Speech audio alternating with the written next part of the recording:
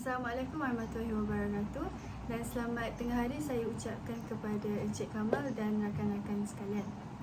Nama saya Zurin Alisha dan rakan pembentang saya Sofian Widamia dan Muhammad Syarul Nizam. Pada hari ini kami akan membentangkan tentang dasar pelaksanaan kokurikulum. Pengenalan.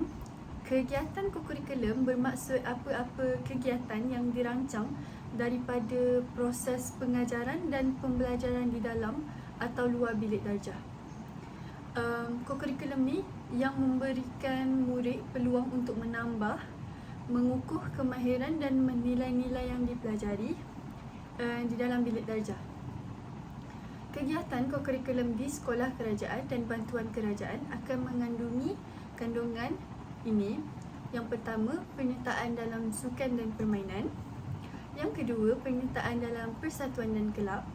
Yang ketiga, penyertaan dalam pasukan pakaian seragam. Yang keempat, lain-lain kegiatan sebagaimana yang ditentukan oleh Menteri Pendidikan.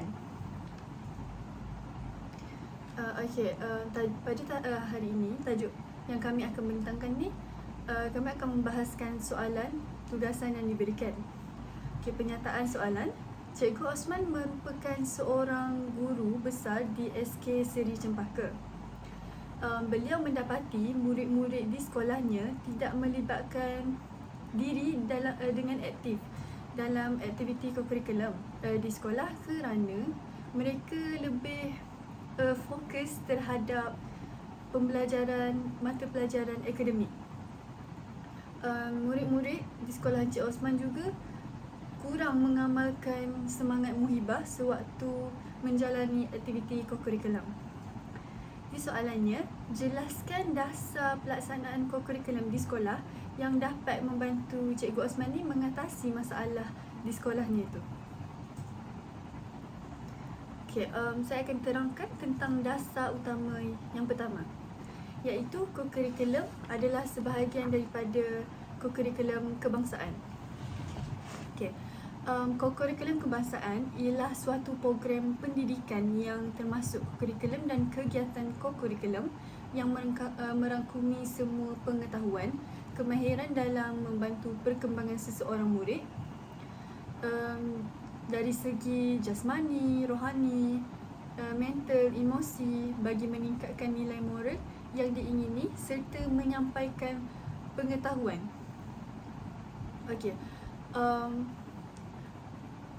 Untuk menyelesaikan masalah Cikgu Osman ni, macam dasar utama ni menerangkan supaya pihak sekolah banyak mengadakan aktiviti kokurikulum tapi dari segi pendidikan. Macam buat program di mana pelajar boleh bersukan sambil mengumpul pengetahuan. Macam kepentingan dasar utama yang seterusnya saya akan membentangkan tentang kepentingan dasar utama. Yang pertama yang saya terangkan tadi ialah kokurikulum adalah sebahagian daripada kokurikulum kebangsaan. Yang pertama, ia dapat melahirkan murid yang seimbang dalam perkembangan mental dengan perkembangan rohani, jasmani dan emosi murid. Yang kedua, kokurikulum menggalakkan kecergasan fizikal agar mempunyai kesihatan yang baik dan berupaya berdikari. Seterusnya saya akan membentangkan tentang dasar utama yang kedua, iaitu penyertaan murid dalam kegiatan kokurikulum ini adalah wajib. Matlamat gerak kerja kokurikulum yang dikehendaki ialah penyertaan setiap orang pelajar.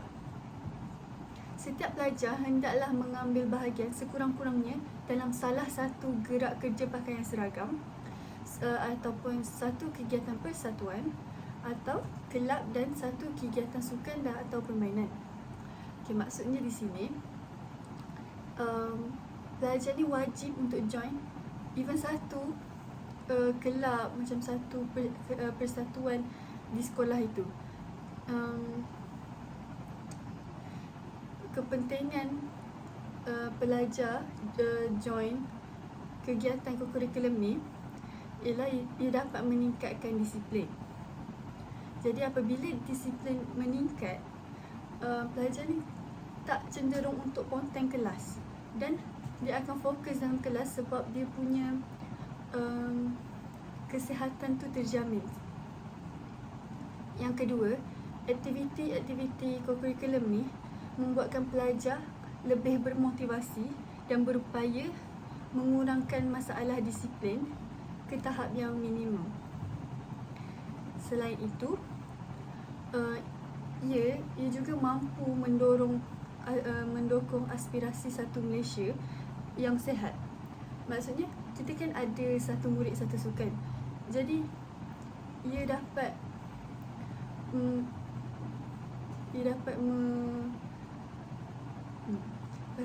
yang terakhir, ia dapat membentuk nilai akhlak murid. Jadi jika pelajar memberi kerjasama dalam menyertai aktiviti kokurikulum di sekolah, ia dapat membentuk nilai akhlak murid ke yang lebih baik. Seterusnya saya akan memberi tajuk yang seterusnya kepada rakan pembentang saya, Muhammad Syahrul Nizam. Jadi saya akan meneruskan dengan slide yang seterusnya, kepentingan dasar utama yang kedua, iaitu penyertaan murid dalam kegiatan kokurikulum adalah wajib. Dasar utama yang kedua ni menetapkan bahawa penyertaan murid dalam kegiatan kokurikulum adalah wajib, merupakan aspek penting dalam membentuk pendidikan holistik dan menyeluruh. Antara kepentingannya ialah pertama, pembangunan bakat dan potensi individu. Jadi kegiatan kokurikulum ni memberikan peluang kepada murid untuk meneroka dan mengembangkan bakat serta potensi yang unik dalam bidang-bidang lain di luar akademik. Jadi perkara ini membantu setiap murid menemui kecenderungan dan minat yang dapat diperluaskan dan dipertajam melalui pengalaman kokurikulum. Yang kedua adalah pengembangan kemahiran soft skill. Melalui kokurikulum juga, murid berpeluang untuk meningkatkan kemahiran soft skill seperti kemahiran berkomunikasi, kemahiran bekerjasama, kemahiran kepimpinan, penyelesaian masalah dan inisiatif. Kemahiran-kemahiran ini penting dalam membentuk individu yang berdaya saing di dunia kerja ataupun secara umum . Yang ketiga, mencipta keseimbangan dalam pendidikan. Penyertaan murid dalam kegiatan kokurikulum membantu mencipta keseimbangan antara pembelajaran akademik dan pengalaman di luar kelas. Ini memberikan pendekatan pembelajaran yang holistik dan memastikan murid mendapat manfaat dari pengalaman pembelajaran yang lebih luas. Yang keempat, menggalakkan kehidupan sosial yang sihat. Jadi kokurikulum membantu memupuk kemahiran sosial yang sihat di kalangan murid. Mereka berpeluang untuk berinteraksi dengan rakan sebaya, belajar bekerjasama, menghormati perbezaan dan mengembangkan rasa empati. Yang terakhir, persediaan untuk cabaran masa depan. Jadi penyertaan murid dalam kokurikulum membantu mereka bersedia menyiapkan persediaan yang baik untuk cabaran masa depan. Mereka akan membawa kemahiran dan pengalaman tambahan di dalam kokurikulum yang berguna untuk memperkembangkan diri dan peluang kerjaya selepas tamat pengajian atau selepas belajar nanti.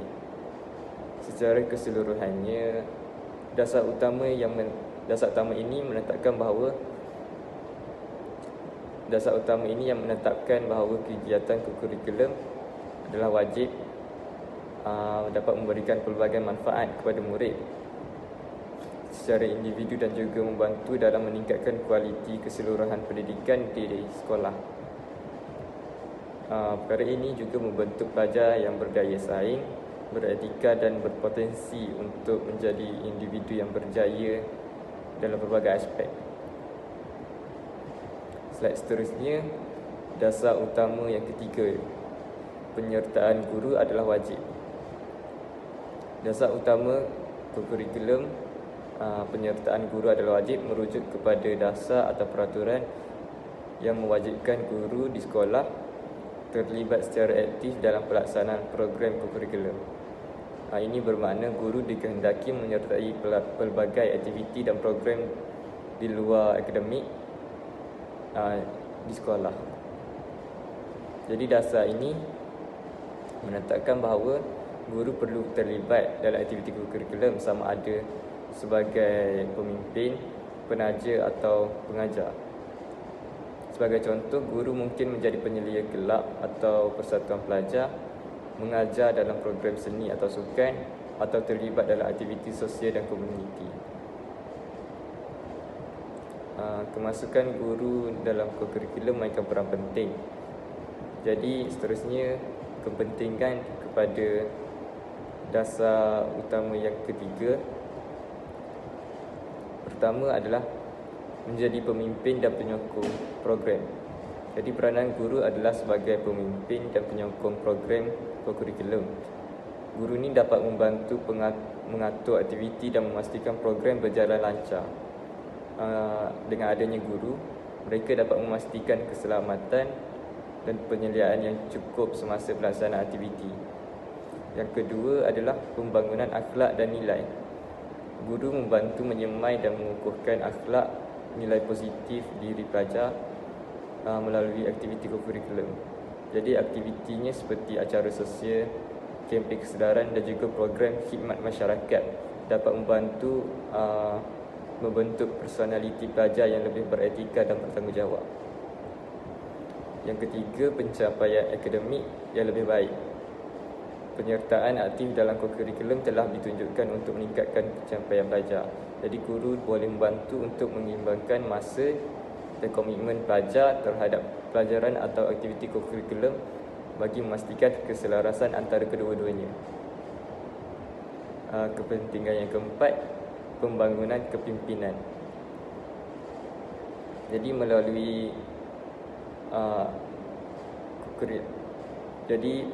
kokurikulum menyediakan platform untuk membina kemahiran pelajar. Guru bertugas untuk membimbing dan memotivasikan pelajar untuk mencapai dan menyertai kumpulan atau kelab dan juga membantu murid menjadi pemimpin yang berkesan. Yang kelima, memupuk hubungan guru dan murid. Melalui kokurikulum, guru boleh menjadi lebih dekat dengan pelajar di luar bilik belajar. Jadi perkara ini memupuk hubungan yang lebih erat dan guru dapat memahami keperluan dan potensi pelajar secara keseluruhan. Jadi akhir sekali, penyertaan guru adalah wajib ni penting untuk mengoptimalkan faedah pendidikan holistik bagi setiap pelajar. Slide seterusnya, dasar utama keempat, iaitu pelaksanaan kegiatan kokurikulum. Jadi asas utama kokurikulum, pelaksanaan aktiviti kokurikulum merujuk kepada dasar atau garis panduan yang mengawal bagaimana aktiviti kokurikulum dijalankan di sekolah. Jadi dasar ini meletakkan prosedur dan prinsip untuk mentadbir dan menilai keberkesanan program kokurikulum. Seterusnya, kepentingan dasar utama yang keempat. Pertama, pembangunan holistik pelajar. Jadi kokurikulum menyediakan peluang kepada pelajar untuk memperoleh pembelajaran melampaui aspek akademik. Dengan pelajar melibatkan diri dalam aktiviti kokurikulum, pelajar boleh mengukuhkan bakat, kemahiran dan kepimpinan mereka. Yang kedua, pembentukan sikap dan nilai positif. Kokurikulum memainkan peranan penting dalam menyemai sikap positif dan nilai murni dalam diri pelajar. Antaranya aktiviti seperti kerja berpasukan, kerjasama, tanggungjawab dan ketekunan membantu membentuk sikap pelajar. Yang ketiga, dapat meningkatkan kemahiran sosial. Melalui kokurikulum, pelajar berpeluang berkomunikasi atau berinteraksi dengan rakan sebaya dari latar belakang yang berbeza. Antaranya meningkatkan kemahiran sosial mereka dan memupuk toleransi serta menghormati kepelbagaian budaya. Yang terakhir, mewujudkan identiti sekolah yang berdaya saing. Jadi, sekolah yang menyediakan kurikulum yang berbentuk dan bermakna ni boleh mewujudkan identiti sekolah yang berdaya saing. Perkara ini dapat menarik minat dan perhatian pelajar dan masyarakat juga untuk mengukuhkan kedudukan sekolah sebagai pusat pembelajaran yang berpencapaian tinggi.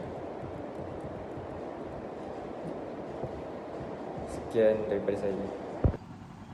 Okey, seterusnya saya Sofia Nardamia akan membentangkan dasar utama 5, iaitu penyertaan beramai-ramai.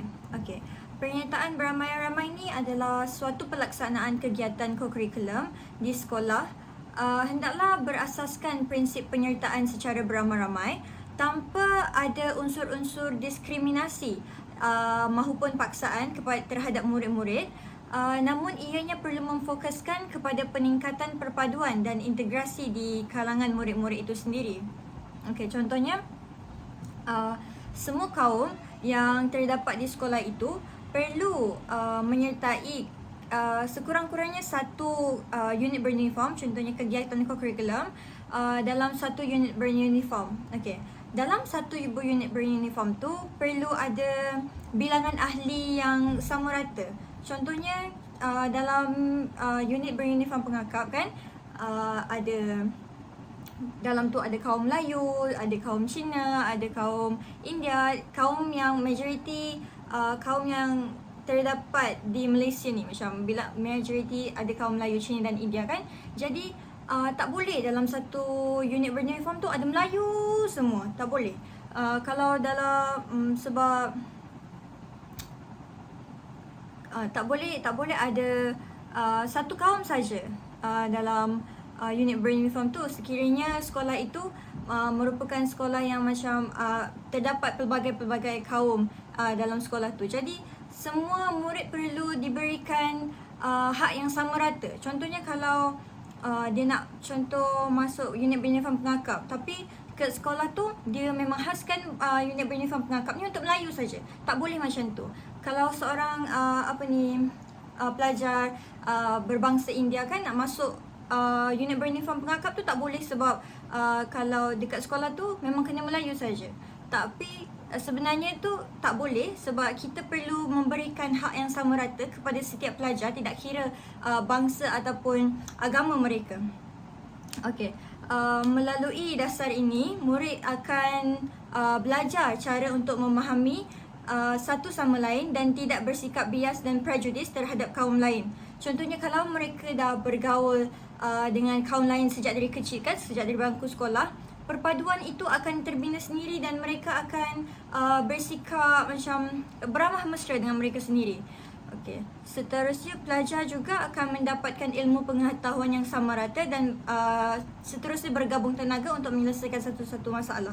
Contohnya kalau mereka pergi camp macam camp bina insan macam tu, contohnya unit pengakap macam tu, jadi diorang macam boleh bekerjasama untuk contohnya membina kemah ataupun mencari membina unggun api macam tu. Jadi mereka boleh terapkan benda yang mereka pelajari ni pada masa hadapan. Okey, seterusnya kepentingan dasar utama 5 iaitu penyertaan beramai-ramai.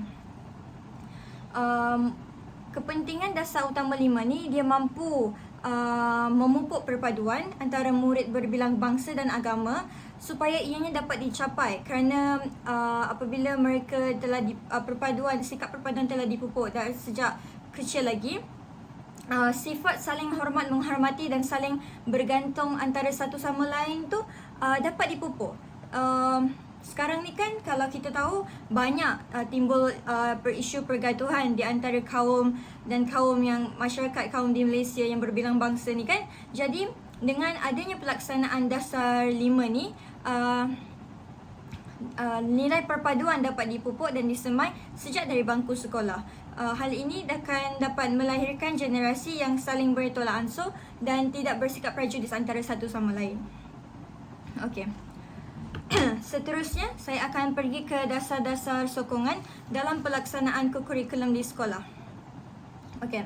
Sekolah yang kurang kemudahan gerak kerja kurikulum perlu menggalakkan pelajarnya mengambil bahagian dalam membuat kerja amal untuk masyarakat setempat seperti bergotong royong memperbaiki kawasan sekolah yang menekankan perpaduan kaum, moral bagi pendidikan menyeluruh dan pembentukan kepribadian. Okey, contohnya kalau kalau pihak sekolah tu sendiri dia buat aktiviti gotong royong membersihkan halaman sekolah. Jadi ini dapat menggalakkan kerjasama dalam menghabiskan tugasan tersebut, macam contohnya bersihkan tandas ataupun cabut rumput ataupun tanam-tanam pokok kan.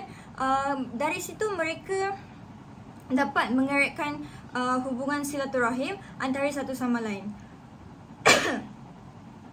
Selain itu, kegiatan kurikulum di sekolah juga boleh dilaksanakan dengan penglibatan dan penyertaan anggota masyarakat setempat. Contohnya, kalau kan ada sekolah kan ada PIBG kan, macam Persatuan Ibu Bapa dan Guru macam tu. Jadi bila mereka buat aktiviti gotong royong membersihkan kawasan sekolah kan, jadi pihak sekolah boleh mengajar ibu bapa untuk turut sama sekali bergotong royong membersihkan kawasan sekolah, kerana itu merupakan tempat di mana anak-anak mereka belajar. Jadi untuk menyediakan kawasan yang suasana yang kondusif untuk anak-anak mereka belajar, mereka boleh sama-sama turut serta dalam memeriahkan lagi, menceriakan lagi suasana di sekolah. Okey, terus itu Kementerian Pendidikan menggalakkan murid-murid bergiat dalam kegiatan pasukan pakaian beragam yang terdapat di sekolah.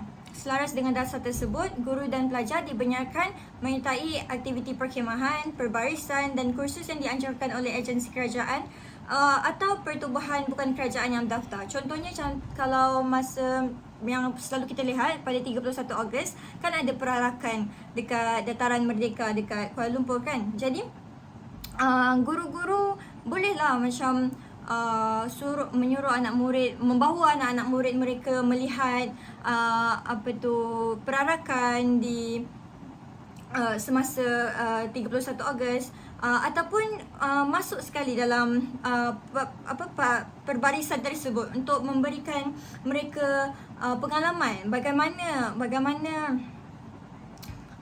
suasana menyambut kemerdekaan tu secara berbilang kaum. Okay. Seterusnya, Kementerian Pendidikan juga membenarkan pihak sekolah menganjurkan program lawatan pendidikan murid semasa waktu persekolahan secara terancang. Kementerian juga menggalakkan pelibatan ibu bapa yang berminat untuk menyertai lawatan tersebut. Okey, kalau kita ingat lagi, masa sekolah rendah dulu ada pihak sekolah ada buat lawatan. Contohnya pergi ke kilang Vitagen ataupun pergi ke KLCC, Menara Berkembar Petronas untuk melihat bangunan-bangunan yang dibina oleh negara kita sendiri, macam pemacu tanda negara tu, macam tempat-tempat boleh dikata bersejarah untuk generasi akan datang melihat bagaimana pembentukan Malaysia ni. Selepas itu, sesuai dengan matlamat falsafah pendidikan negara, Kementerian Pendidikan menegaskan bahawa murid di sekolah memberi peluang untuk mengembangkan potensi mereka secara menyeluruh dan bersepadu agar mereka menjadi insan yang seimbang dari segi intelek, rohani, emosi dan jasmani. Okey, murid ni kita perlu pupuk mereka supaya mereka tidak fokus pada satu benda saja, pada akademik ataupun pada kegiatan kurikulum saja. Tak boleh, mereka perlu seimbang. Macam mereka tak boleh terlampau fokus terhadap mencapai akademik yang tinggi, pencapaian yang tinggi, dan melupakan penyertaan kurikulum. Okay, jadi mereka perlu seimbang dan dari segi akademik dan juga jasmani. Mereka tak boleh pilih salah satu. Mereka perlu seimbang supaya mereka dapat menjadi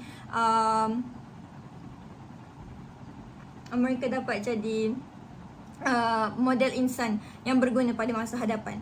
Okey, dan akhir sekali, sekolah perlu memberikan penghargaan kepada guru dan pelajar. Okey, Penghargaan ni tidak hanya terbatas kepada kejayaan ataupun kemenangan semata-mata. Namun, ianya hendaklah diberikan kepada pelajar yang mempunyai sifat disiplin yang baik. Contohnya kan, kalau selalunya akhir tahun mereka akan buat anugerah kecemerlangan pelajar kan. Ada pelajar yang mempunyai sasi yang terbaik, ada pelajar yang mempunyai pencapaian dari segi akademik yang terbaik ataupun pencapaian dari segi aktiviti co-curriculum yang baik. Jadi masa tu pihak sekolah perlulah memberikan penghargaan kepada mereka, memberikan sijil ataupun hadiah kepada mereka bagi merangsang mereka untuk buat yang lebih terbaik pada masa yang akan datang. Bukan itu sahaja, bukan hanya kepada murid-murid sahaja, guru-guru juga perlu diberikan penghargaan kerana seorang guru merupakan insan yang akan mendidik anak-anak ini mencapai pencapaian yang sangat terbaik. Jadi guru-guru juga perlu diberikan penghargaan, contohnya anugerah guru cemerlang ataupun sumbangan yang paling tinggi dalam dalam kegiatan co-curriculum di sekolah. Okey. Sekian sahaja daripada kami. Sekian, terima kasih.